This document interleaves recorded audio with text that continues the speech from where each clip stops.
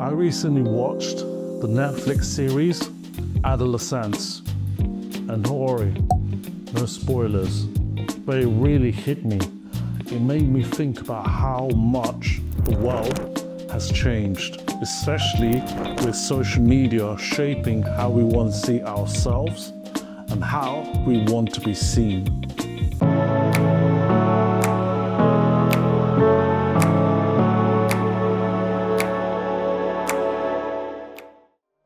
Hey everyone, welcome to Magic Noodles.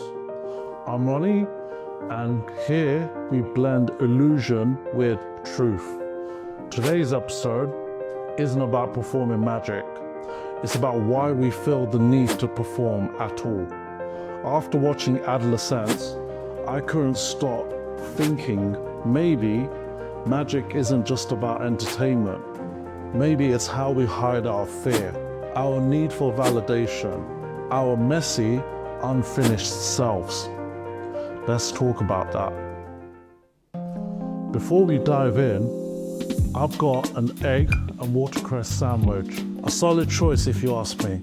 Now, if you ever watched Adolescence, you might remember the third episode where it centers around a half cheese and pickle sandwich, which honestly sounds revolting. But hey, some people might like that topping.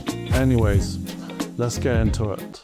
I was watching Adolescence on Netflix the other night, and it reminded me of something I don't talk about much.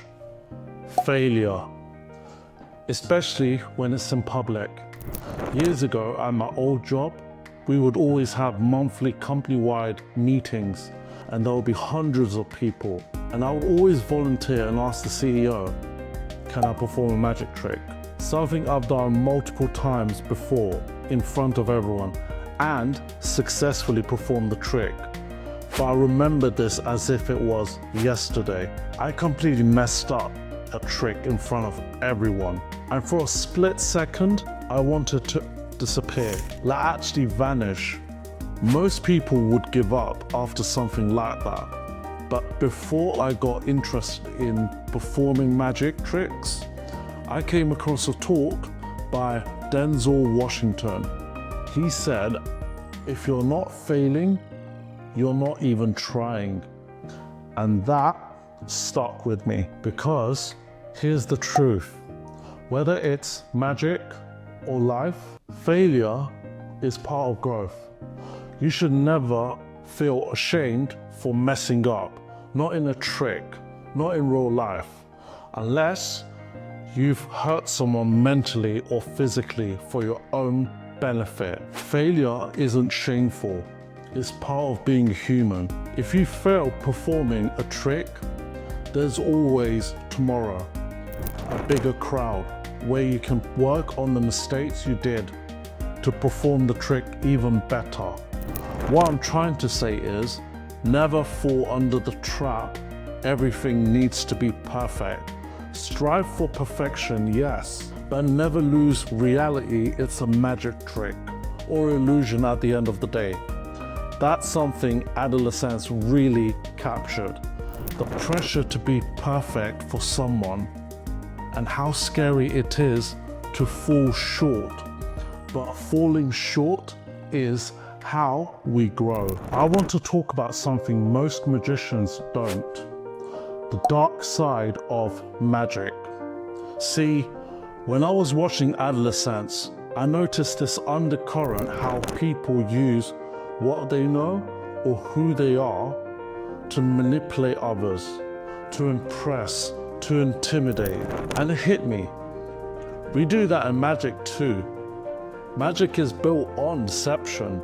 But there's a thin line between entertaining someone and conning them, between sparking wonder and using that wonder to control or mislead. And sometimes, especially online, that line gets blurred. You see, creators, some big, some not, posting tricks that aren't really tricks. They're setups, edits, or worse, they're designed to humiliate someone in public just to get laughs or views. That's not magic, that's manipulation. Even I have to check myself. If I ever promote something that leans into the kind of power play, even unintentionally, call it out. I'm not above it. No one is. Social media rewards shock, control, and dominance, but real magic builds trust. It invites curiosity. It doesn't tear people down to lift the magician up. Adolescence showed how easy it is to fall under these traps, especially when you're just trying to be seen or feel powerful. But if you're following creators who constantly manipulate that line, maybe it's time to steer away. Protect your trust. Protect your mind. Magic should lift people, not play games with their dignity. When I watched Adolescence, there was this feeling that really stuck with me. The need to be seen, to belong. And it reminded me of something I think about a lot as a magician and as a content creator. Magic is performance, and performance, especially online, can easily turn into chasing applause. You start out doing something you love, but then the validation hits. And before you know it, you're doing something not for love anymore. You're doing it to be accepted. I've definitely felt that. Posting a trick, if it didn't get the reaction I hoped for, I started questioning myself. Was it good enough? Am I good enough? But here's the truth, applause is addictive. And the more we perform just to be accepted, the more we lose sight of who we really are. In Adolescence, you see that pressure being part of something, even when it doesn't feel right. And magic can be the same. You do things just to belong, just to be liked. But we're not here to perform for approval. We're here to connect, to create something real. But if you feel like you're losing yourself, chasing validation, step back. Remember why you started, and know this. Your worth isn't measured in claps, comments, or hearts. I know why I started Magic Noodles, and I have a goal which I want to achieve, which I know will take time, but I'm going to work hard to reach the end goal. Thank you for spending this time with me. If anything in this video hit home about chasing validation, performing to belong, or just feeling lost in the noise, you're not alone. We all go through it, even magicians. But remember, applause fades. Trends change, but the real magic, that's in being honest with yourself and creating from a place that's true, not just loud.